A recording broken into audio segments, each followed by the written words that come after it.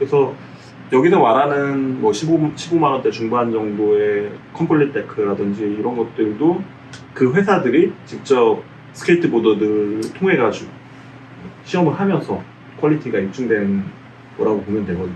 그렇기 때문에 물론 이제 타다 보면은 여러 가지 취향이 생길 수도 있고 뭐 저기 건 나랑 안 맞아 아니면 저기 건 내가 타면 좀 부서지더라 약간 그런 느낌이 있을지 몰라도 그것도 잘 타는 사람 얘기고. 자, 그러면은 네. 데크를 샀어. 네. 그럼 혼자 타고 놀 거예요? 일단 검색을 하겠죠. 유튜브 같은데 뭘 검색을 하죠? 스케이트보드 뭐 기초 초보자 트릭 뭐 네. 그런 식으로 하면은 뭐 여러 가지 나오더라고요. 제가 안 그래도 관심 있어가지고 많이 뭐 알고리즘에 뜨기도 하고 주행, 네, 혜택, 네, 주행 틱택 할 거고. 네. 그러니까 형 얘기는 내가 지금 당장 아무것도 모르는 상태라면은 일단 컴플릿 보드 구매해서 유튜브 보면서 혼자 타겠다. 시작은 그렇게 하지 않았을까요? 근데 뭐 그러면서 한계를 느꼈겠죠. 뭐 형이 더 오래 타서 잘 알겠지만 네. 혼자 탈 수 있는 거는 정말 한계가 너무 분명해요. 명확하죠. 명확하고 네. 금방 오죠. 금방 네. 하루만 올 수도 있어. 네. 네. 틱택까지는 갈 수 있어. 네. 혼자서. 네. 근데 그 이후에는 도저히 혼자 안 되잖아요. 그렇죠. 네. 그래서 주행에 대한 팁이 굉장히 짧을 수도 있는데 그거에 대해서 이제 혼자서 어떤 느낌인지 영상 보고 하는 데는 특히나 이제 저희처럼 나이가 있는 이제 중년에 시작한다든지 늦어서 시작하는 나이를 얘기하는 거예요. 뭐 물론 초등학생 때도 많이 시작하지만 중고등학생, 대학생 한참 운동 능력이 왕성할 때 시작하는 거는 어느 정도 할 수 있다고 생각하거든요. 그렇게 그 정도의 운동을 하세요. 그럼 케이스 바이 케이스. 그러니까 나도 이제 운동을 좋아해서 네. 여러 가지 운동을 해봤을 거 아니에요. 네. 근데 내가 그래도 조금 오래 했다고 하는 운동들이 몇 가지 있는데 스노우보드 같은 경우도 네. 90년대에 내 얘기했을 거예요. 90년대에 처음 탔는데 리프트에 안 태워줬어. 스노우보드 자체를. 맞아요. 근데 스노우보드는 어쨌거나 맨 땅에 헤딩을 하면은 내가 잘 타진 않더라도 재밌게 놀 수가 있다고요. 네. 서핑도 그렇고 그다음에 뭐 기타 다른 운동도 어느 정도 내가 맨 땅에 헤딩을 하면은 재밌게는 놀 수 있어. 근데 스케이트보드는 재밌다. 와씨 이거 그냥 헤딩만 이거는 감도 안 오고 네. 하물며 재미도 없어. 그러니까 혼자 할 수 있는 데에 한계가 너무 빨리 오고 너무 네. 극명해. 그래서 그만두시는 분들도 분명히 많을 거고. 맞아요. 그래서 제일 중요한 게 로컬 같이 타는 사람들 중요하고, 그래도 내가 어느 정도 체계를 잡으려고 하면은 레슨은 필요하다. 어느 정도 그러니까 요거 단계를 어느 정도 알아야지 내가 요 다음에 요거를 좀 하고 그다음에 요거를 좀 배우고 요거 안 되면 또 다른 거 해보고 하는 이런 방향성을 잡아주는 계기는 분명히 필요하다고 맞아. 봐요. 최소 기초 강습 정도는 받으면은 안전하게 어느 정도 기본 원리를 따지고 이제 몸으로 익히고 타는 거랑 그 아예 아무것도 모르고 영상으로만 접하고 이미지만 가지고 타는 거랑은 좀 굉장히 다를 수 있거든요. 네. 근데 그것도 케이스 바이 케이스라고 봐요. 진짜 그걸로 가능한 인원수가 전체 인원 대비 굉장히 비율이 적을 거라는 거 저도 확신을 합니다. 재밌냐고 그게 혼자 타는 게. 전혀 없죠. 일단 저는 혼자 타도 재밌었던 것 같아요. 굉장히 특이한 케이스인데 이런 사람들이 좀 남아 있거든요. 그러니까 그런 사람들이 이래서 서브컬처로 가는 거야. 예, 정말 그게 타는 거 자체 재미를 느끼거나 실력이 늘고 싶은 열망이 진짜 너무 강렬해가지고 거기에 다른 거 다 제껴주고 진짜 몰두할 정도라고 되면은 진짜 덕질을 하게 되는 거죠. 되게 젊었을 때 전 그랬던 것 같아요. 되게 매니아틱하게 가는 경우도 그렇게 된다 그러잖아요. 근데 원래 우리가 지금 이렇게 유튜브 촬영하는 것도 네. 이제 우리가 뭐 기술적인 부분, 그다음에 입문, 뭐 네. 강좌 이런 게 우선된 게 아니고 저희가 뭐 가르친다기보다는 그냥 경험적인 얘기를 나눈다든지 아니면 문화, 같이 공감하고 그런 게 문화에 대해서 원래 주를 해보자. 나중에 뭐 뭐 입문 뭐 이런 것도 하겠고 뭐 네. 알리다 이게 이런 것도 하겠고 하긴 하겠지만 우리가 처음에 시작하고 하자 한 취지 자체는 네. 이런 전반적인 얘기하면서 네. 이쪽에는 이쪽이라 그러는 게 좀 그렇다. 이곳은 이런 문화다. 스케이트보드 쪽은 이런 문화다. 이런 분위기다. 네. 그냥 감을 잡고 들어가는 게 그렇죠. 네. 그 도움이 되죠. 이런 지금 실내 파크 같은 것도 많이는 없지만 네. 생겨나고 있으니 네. 되게 알고 보면 거리낌 없이 들어와서 그냥 저 이거 배우고 싶습니다. 네. 할 수 있는 환경이 지금은 된 거잖아요. 그렇죠. 만약에 내가 정말 몰라. 보드에 대해서 아무것도 몰라. 네. 그러면 저 같으면은 데크나 뭐 세트 같은 것도 찾아보겠지만 스케이트보드 강습도 한번 찾아볼 것 같거든. 근데 지금 강습이라고 치면 이제 숨고 같은 데서 개인 강습이 네. 있을 것이고 네. 그다음에 두 가지 개인 강습 그다음에 파크에서 하는 강습 두 가지밖에 없잖아요. 저도 강습에 대한 이제 경험치를 그런 외부 강습에서 많이 쌓았어요. 그러니까 기본적인 매뉴얼이 있고 뭐 회사에서 나온 매뉴얼이 있어요. 그거를 이제 자신의 경력이라든지 이런 거에 대입을 해가지고 강습 커리큘럼을 잡는 방법이 있어가지고 그런 식으로 이제 접근을 했었고, 물론 이제 강사 자격증 뭐 이런 것도 있긴 하지만 자격증 좋은 거지. 그 아무래도 국가 공인 자격증이 아니다 보니까 그거에 대해서는 뭐 천만의 여지가 있을 것 같긴 한데, 일단 그 기준을 어느 정도 잡아 나간다는 거에 대해서 의미는 있는 것 같아요. 그래서 물론 뭐 누가 자격이 있느냐 자격이 없느냐 이걸 따지기가 굉장히 애매한 분야긴 해요. 스케이트보드 강습이라는 게 특히나. 저 전에도 얘기했잖아요. 잘 타는 사람이 있고 잘 가르치는 사람이 있단 말이에요. 네. 그러니까 어느 걸 초이스하는 거는 소비자의 몫이야. 잘 타는 사람한테 배우자고 하면은 근데 나 그 얘기 들었는데 되게 잘 타시는 분이 그렇게 이렇게 되네. 그거는 아무래도 그거는 좀 그 정도의 그 굉장히 네임드라고 하죠.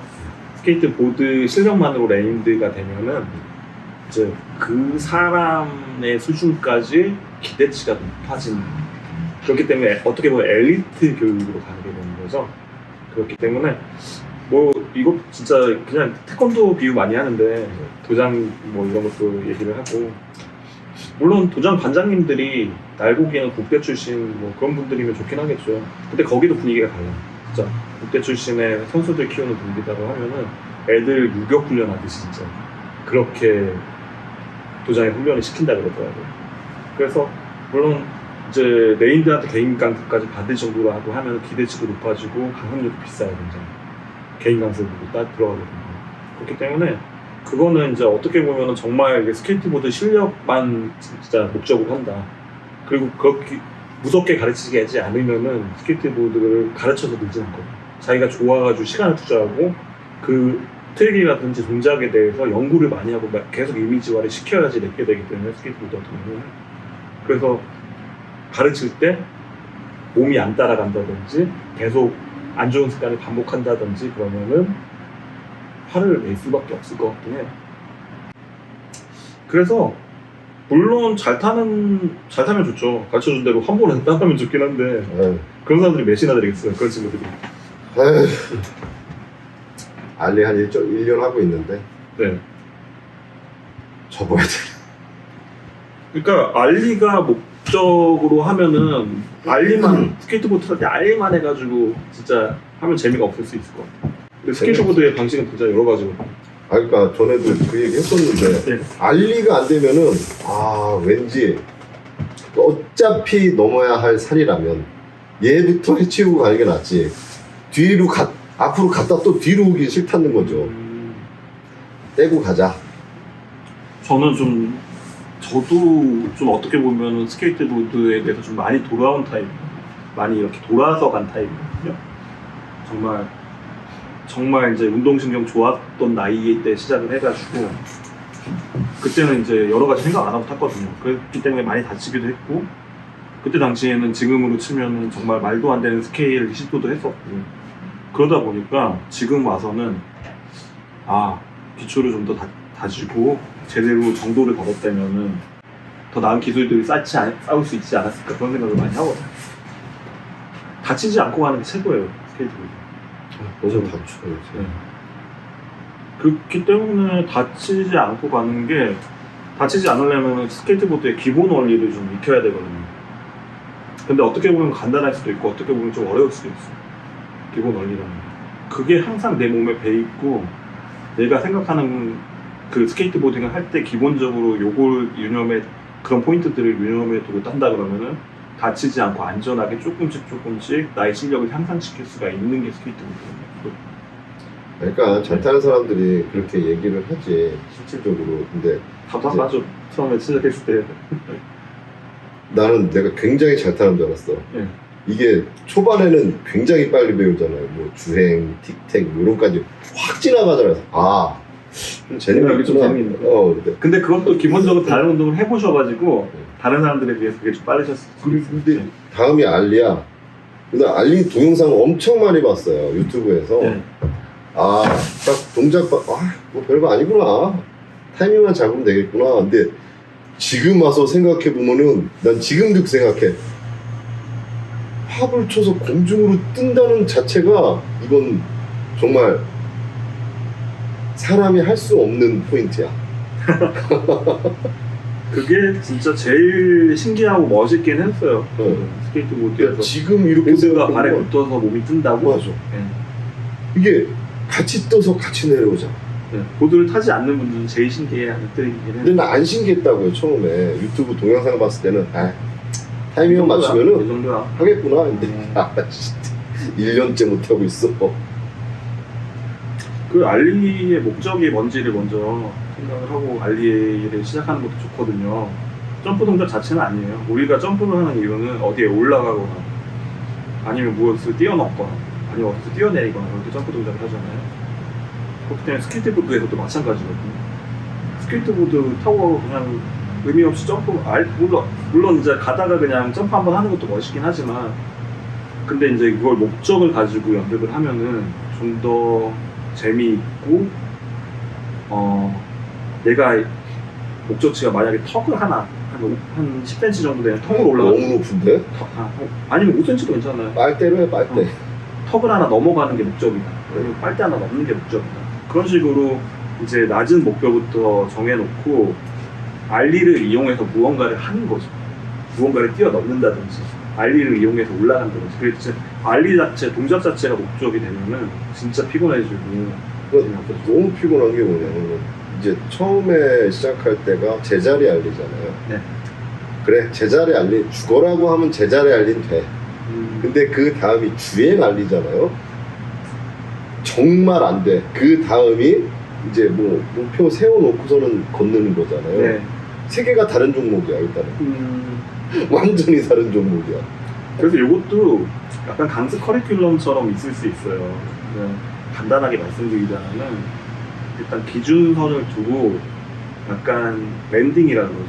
보드가 앞으로 가면서 착지를 하는 연습을 하는 거죠. 그냥 간단하게 말씀을 드리면 그래서 일단은 제자리는 되는데 가면서 안 된다. 그거는 보드가 움직이지 않는 상태와 가는 상태가 다르게 느껴진다는 거예요. 다른 스포츠니까. 다른 스포츠니까. 그래서 그 방금도 제가 잠깐 말씀드렸지만 알리 동작 자체를 목적으로 한다기보다는 그냥 제자리에서 알리를 익혔으면 그거는 가는 과정 중에 하나라고 생각을 하시는 거예요. 그래서 그게 되면은 그 동작을 이용해가지고 앞으로 가면서 해보고 기준선을 두고 넘어가 보고 올라가 보고 아니면 살짝 뛰어내려고. 정말 쉽지. 그리고 제자리랑 좀 다르게 느껴지는 게 지나가는 보드 위에 발을 다시 올린다는 게 몸을 다시 같이 실어준다는 게 그런 말이 안 굉장히 어색한 동작일 수가 있거든요, 처음에는. 그래서 제가 강습할 때는 뭐 히피 점프라는 동작도 가르치고 알리랑 별개의 동작이긴 하지만 랜딩 자체는 거의 일맥상통하거든요. 아니면 보드를 던져놓고 위에 뛰어 올라간다고. 보드를 살짝 밀어놓고 위에 뛰어 올라타는 거. 굉장히 세분화된 그런 동작들이거든요. 어떻게 보면은. 그렇기 때문에 알리를 익히더라도 이런 좀 더 다른 방법으로 접근해가지고 목적을 좀 둔다 그러면은 지금 알리 익히는 게 지겨운 거에서 조금 벗어날 수 있지 않을까 그런 생각이 듭니다. 지겹지 않아요. 얘기했잖아요. 헬스장 가는 것 같다고. 보드차로 가면. 헬스 재미없잖아요. 솔직히 저도 그런 마음으로 가는 거예요, 요새는. 저도 좋은 몸을 갖고 싶긴 한데 네. 헬스는 하기 싫거든요. 그러니까 난 그런 마음으로 가요, 요새. 로컬 가면은, 네. 아, 그래. 일단 가고 보자. 일단은 헬스 자체도 그것도 이제 열심히 하시는 분들은 진짜 그렇게 해야지 몸이 좋아진다는 걸 알고 있기 때문에 이거는, 어떻게 보면 고행의 길이잖아요.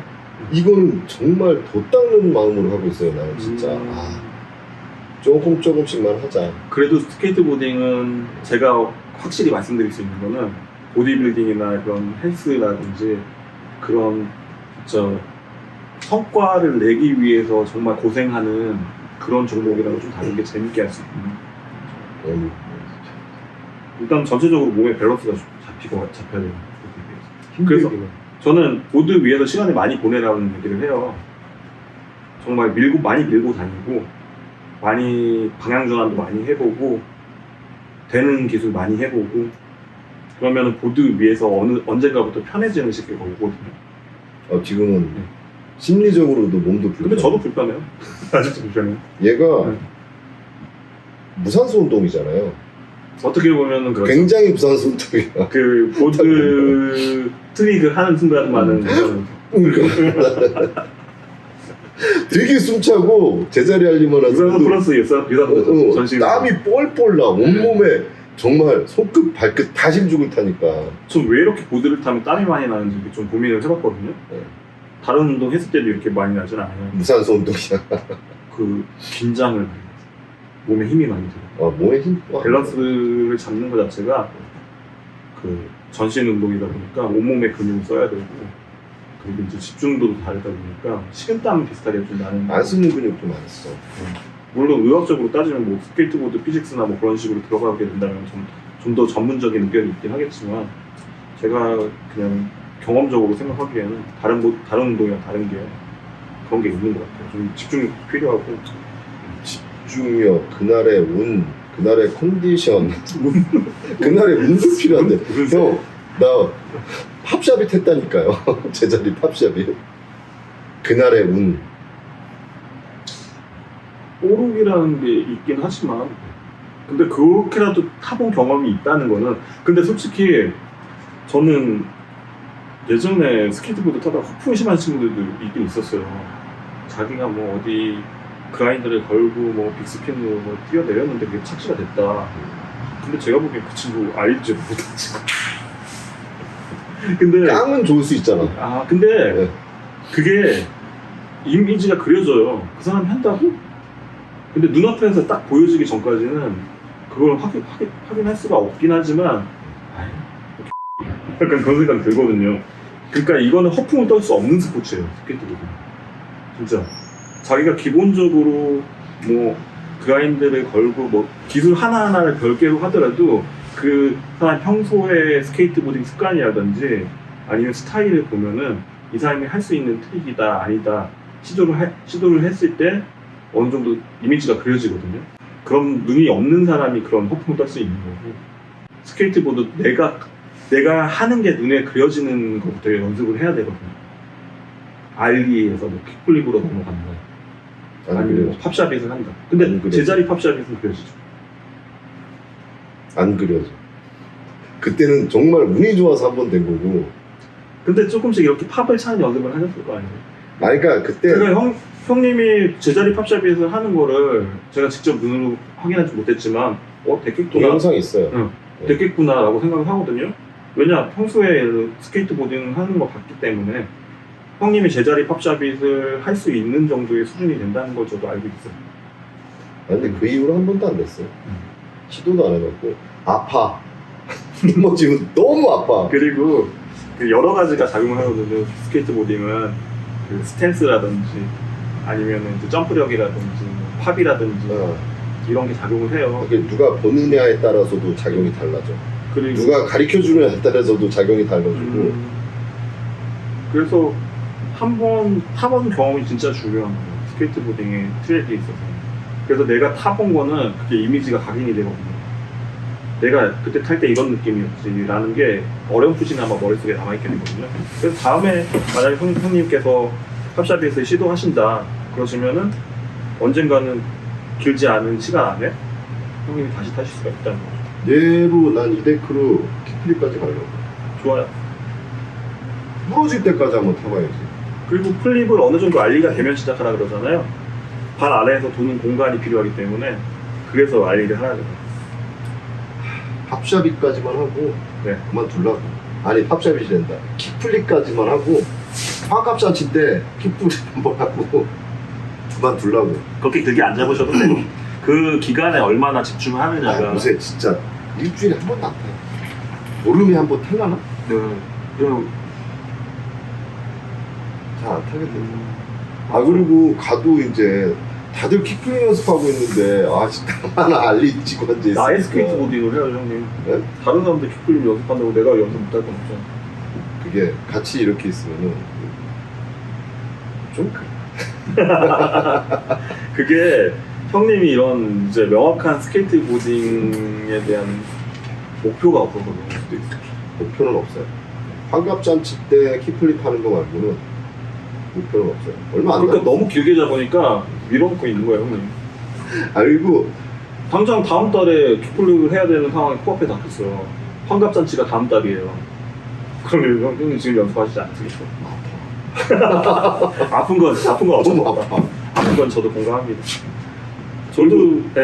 한 번 다치면 네. 낫는 기간이 너무 길어져. 발목 같은 데도 그렇고. 그게 형님 근력이 좀 작용을 하는 것 같아요. 확실히 몸이 아픈 게 저는 맨 처음에 관절 문제인가 싶었거든요. 그 몸이 아픈 게.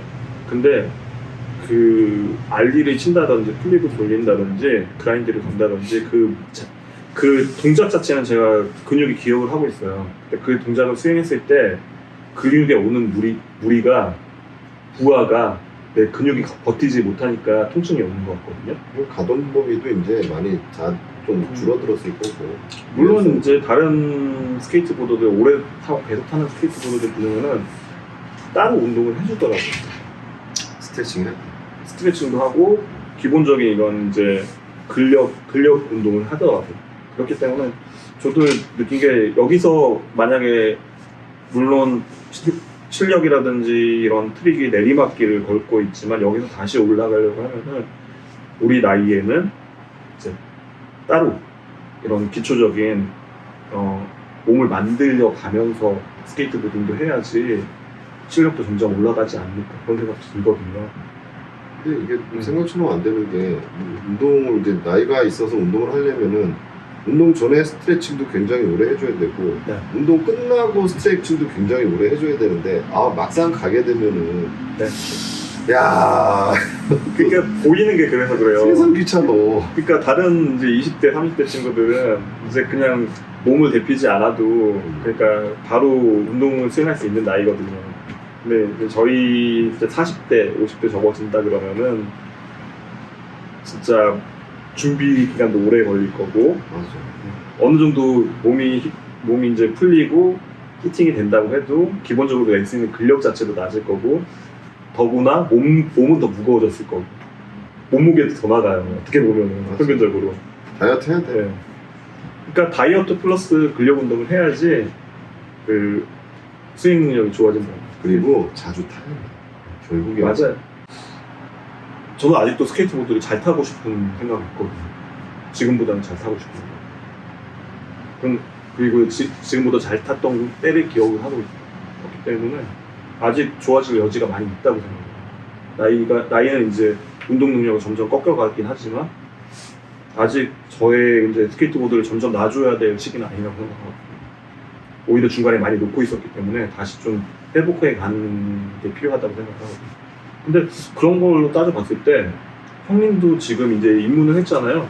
아직 단계를 쌓아나갈 그런 여지가 많이 있다고 생각해요. 아니요. 단계는 쌓아 나가고 네. 뭐 몸이 움직이는 한 계속 할 거는 같은데 재밌게 해야지. 재미가 없어. 일단 지금은.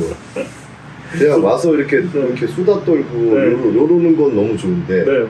막상 지금부터 타자 연습을 하자 하고 시작하면은 그렇게 이게 오래 뽐뿌가 오는 시기가 있어요.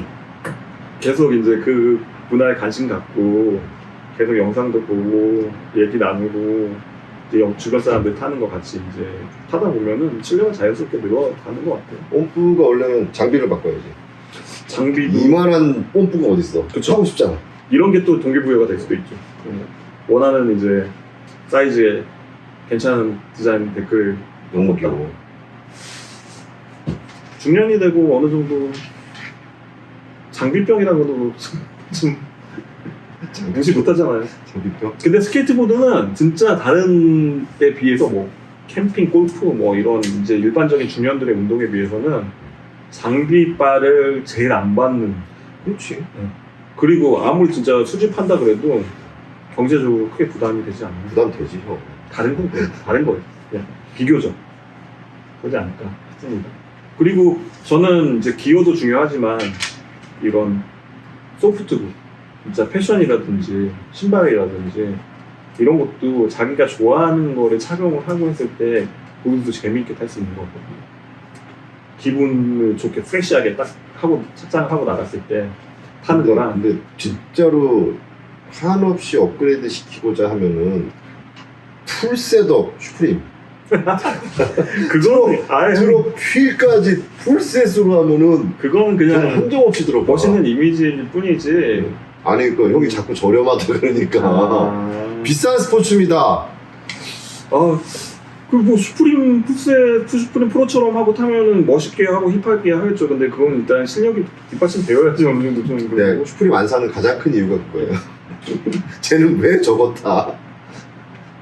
슈프림은 솔직히 하드웨어보다는 그 옷이잖아요. 요새 정말 뭐 뿌리가 어떻게 됐든 요새도 계속 뜨나? 난 요새는 좀 내가 요새 스트릿 씬에 별로 없어가지고 잘 몰라서.